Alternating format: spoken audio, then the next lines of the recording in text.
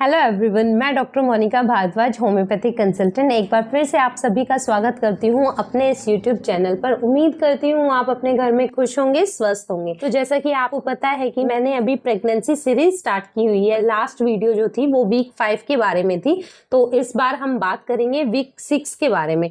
Baby में क्या changes आते हैं, मदर में क्या चेंजेस आते हैं और आपको क्या करना चाहिए, और होम्योपैथी किस तरीके से प्रेगनेंसी में हेल्प कर सकती है, इसके बारे में अब हम बात करते हैं।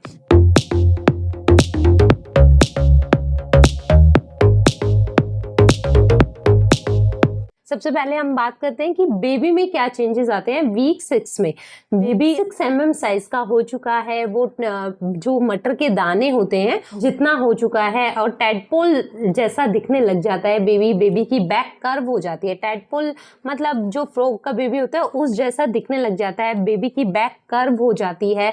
और अब हम बेबी का जब साइज मेजर करते हैं वो क्राउन टू रम्प से करते हैं, मतलब जो बेबी का हेड टू टोज तक हम लेंथ नहीं देखते बेबी की, अब हम चेक करते हैं तो क्राउन टू रम्प तक देखते हैं। रम्प मतलब बॉटम ऑफ द बटक्स। तो इस तरीके से मेजर होती है अल्ट्रासाउंड में बेबी की लेंथ। बेबी में अब नोस्ट्रल्स बनने लग जाते हैं, जो ओपनिंग होती है नोस्ट्रल्स की वो बनने लग जाती है, और आईज के डार्क स्पॉट्स आने लग जाते हैं। जो डार्क स्पॉट्स हैं वो बाद में आइज में कन्वर्ट हो जाते हैं।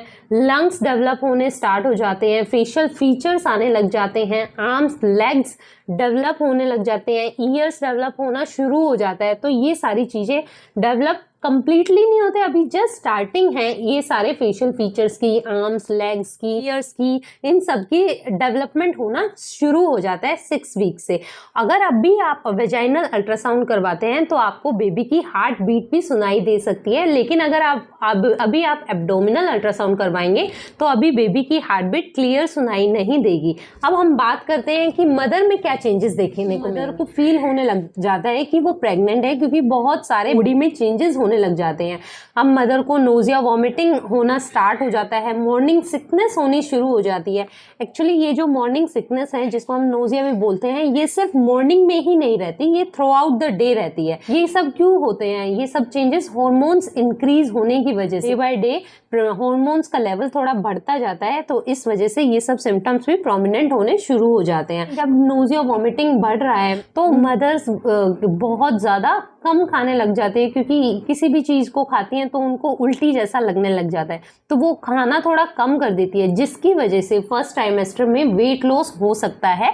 तो इस चीज की हमें ज्यादा टेंशन नहीं लेनी चाहिए, क्योंकि जैसे ही फर्स्ट ट्राइमेस्टर खत्म हो जाता है तो मोस्ट ऑफ द मदर्स में ये वाले सिम्टम्स नोजिया वॉमिटिंग भी सबसाइड हो जाता है।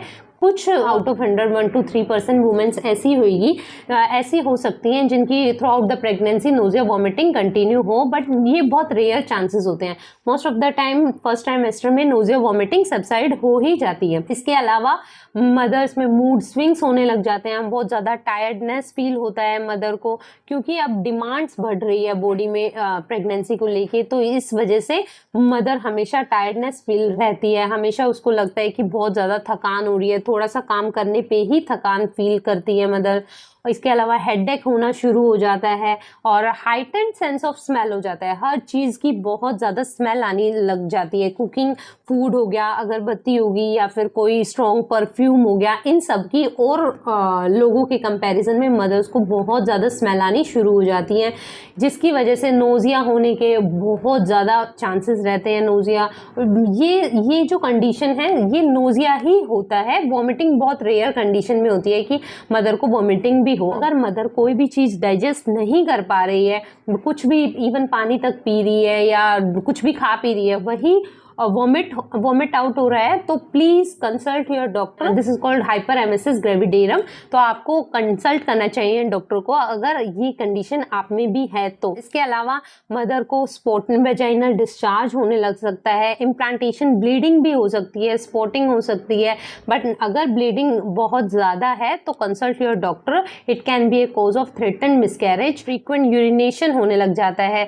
ये किस वजह से हो सकता है? क्योंकि जैसे जैसे यूट्रस यूट्रस का साइज बढ़ रहा है वो ब्लैडर पर प्रेशर क्रिएट करता है, जिसकी वजह से फ्रीक्वेंट यूरिनेशन होता है। अगर फ्रीक्वेंट यूरिनेशन हो रहा है तो इसका मतलब ये नहीं कि मदर को पानी पीना कम कर देना चाहिए, ऐसा बिल्कुल नहीं करना, क्योंकि अगर हाइड्रेशन लेवल मदर्स में कम होगा, हाइड्रेटेड नहीं रहेगी मदर, तो उसकी वजह से और भी कॉम्प्लिकेशंस होने के चांसेस रहते हैं। कम से कम दिन में 8 से 12 ग्लास पानी पीना ही चाहिए। इसके अलावा कॉन्स्टिपेशन हो सकता है, हेमरॉइड्स होने की कंप्लेन हो सकती है मदर में, मास्क ऑफ प्रेगनेंसी होता है, जैसे कोलेस्मा जिसको हम बोलते हैं, मास्क ऑफ प्रेगनेंसी आ जाता है कुछ मदर में, जिसको हम झाइयाँ बोलते हैं, वो हो सकता है।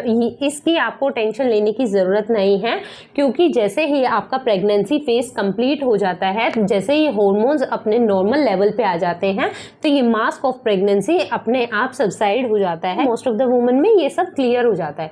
इसके अलावा हम बात करते हैं कि करना क्या चाहिए। अगर आपने अभी तक किसी भी डॉक्टर को कंसल्ट नहीं किया है तो प्लीज डू दिस, क्योंकि इस टाइम आपका प्रीनेटल विटामिन्स का स्टार्ट होना बहुत ज़्यादा ज़रूरी है। जैसा कि मैंने पिछली वीडियो में बात की थी कि फॉलिक एसिड का इस टाइम स्टार्ट होना फर्स्ट ट्राइमेस्टर में लेना बहुत ज़्यादा ज़रूरी है, क्योंकि अगर फॉलिक एसिड की डेफिशिएंसी बेबी में हो जाती है या मदर में हो जाती है तो उसकी वजह से बेबी को न्यूरल ट्यूब डिफेक्ट्स होने के चांसेस रहते हैं। अगर मदर ने अभी तक अपने ANC प्रोफाइल टेस्ट नहीं करवाए हैं तो प्लीज़ अपने ANC प्रोफाइल टेस्ट करवाएं, जिसमें बहुत सारे टेस्ट आते हैं, जैसे कंप्लीट ब्लड काउंट करवाना चाहिए, थायराइड का टेस्ट, TSH लेवल, शुगर का टेस्ट, थैलेसीमिया हो गया, HPLC का, और सिफिलिस के लिए VDRL, HIV test, HBsAg, hepatitis B, ये सब टेस्ट जरूर करवाने चाहिए अर्ली प्रेगनेंसी में ही, ताकि कॉम्प्लिकेशंस ना हो प्रेगनेंसी में। तो अब हम बात करते हैं कि मॉर्निंग सिकनेस को प्रिवेंट करने के लिए मदर क्या कर सकती है। मदर को बेड साइड ही स्नैक्स लेना चाहिए, अपने दिन की शुरुआत कुछ खा के ही करनी चाहिए। खाने में आप टोस्ट ले सकते हैं, बिस्किट्स ले सकते हैं, और जितना हो सके स्पाइसी और ग्रीसी फूड को अवॉइड करना है, ताकि जो नोजिया है वो एग्रेवेट ना हो। ये स्मॉल फ्रीक्वेंट मील्स लेनी है, हर 2 घंटे में कुछ ना कुछ खाना है। लार्ज मील एक साथ नहीं लेनी, एक साथ बहुत कुछ नहीं खाना, इस चीज का जरूर ध्यान रखना है। फटीग को प्रिवेंट करने के लिए, कॉम्बैट करने के लिए आप क्या कर सकते हैं कि दिन में कम से कम 1-2 घंटे का नैप लें, ताकि टायर्डनेस ना हो, क्योंकि इस टाइम प्रेगनेंसी के टाइम आपकी बॉडी रिक्वायरमेंट बहुत ज़्यादा हो जाती है, तो जिसकी वजह से जो मदर हैं वो लिथार्जी फील करती हैं। इसके अलावा आप कॉन्स्टिपेशन को से प्रिवेंट होने के लिए क्या कर सकते हैं। कॉन्स्टिपेशन से प्रिवेंट होने के लिए आपको ज़्यादा से ज़्यादा फाइब्रस फूड लेना है, होल ग्रेन्स लेने हैं, होल ग्रेन सीरियल्स लेना है, और अपने आप से कोई भी लेग्जेटिव नहीं लेना। अगर आप कोई भी लेग्जेटिव लेते हैं तो ऑलवेज कंसल्ट योर डॉक्टर। अब हम बात करते हैं होम्योपैथी में कौन कौन सी मेडिसिन है जो वोमिटिंग के टाइम या कॉन्स्टिपेशन के टाइम आप ले सकते हैं। अगर वोमिटिंग है तो आप आयरिस वर्सिकोलर ले सकते हैं, क्रियोसोट ले सकते हैं, सीपिया ले सकते हैं, काली काब ले सकते हैं। अब बात करते हैं कॉन्स्टिपेशन में आप कौन कौन सी मेडिसिन ले सकते हैं। सीपिया ले सकते हैं, टेबेकम ले सकते हैं, plumbum met, opium, natrum sulph, ये नक्स वोमिका, ये सब मेडिसिन बहुत ज़्यादा वंडरफुल मेडिसिन है कॉन्स्टिपेशन को प्रिवेंट करने के लिए ड्यूरिंग प्रेगनेंसी। बट अगेन ये आपको मेडिसिन कब कौन सी मेडिसिन लेनी है ये आपके होम्योपैथ ही डिसाइड कर पाएंगे। कौन सी मेडिसिन कब लेनी चाहिए ये आपकी केस टोटलिटी पे डिपेंड करता है। ऑल्सो आपको कभी भी प्रेगनेंसी के टाइम अल्कोहल नहीं लेना, स्मोकिंग नहीं करनी, और कैफीन इंटेक जितना हो सके कम से कम करना है। स्मोकिंग आपको क्यों नहीं करनी चाहिए, क्योंकि ये मिसकैरेज का कारण बन सकती है। Smoking can lead to miscarriage. तो ऑल्सो अगर मिसकैरेज नहीं होता तो लो बर्थ वेट हो सकता है बेबी के, अनहेल्दी बेबी होता है, तो स्मोकिंग बिल्कुल ही अवॉइड करनी है। और कोई भी अमाउंट ऑफ अल्कोहल सेफ नहीं है प्रेगनेंसी के टाइम। अगर आपको मेरी वीडियो पसंद आई हो तो please like, share, comment. Have a safe pregnancy.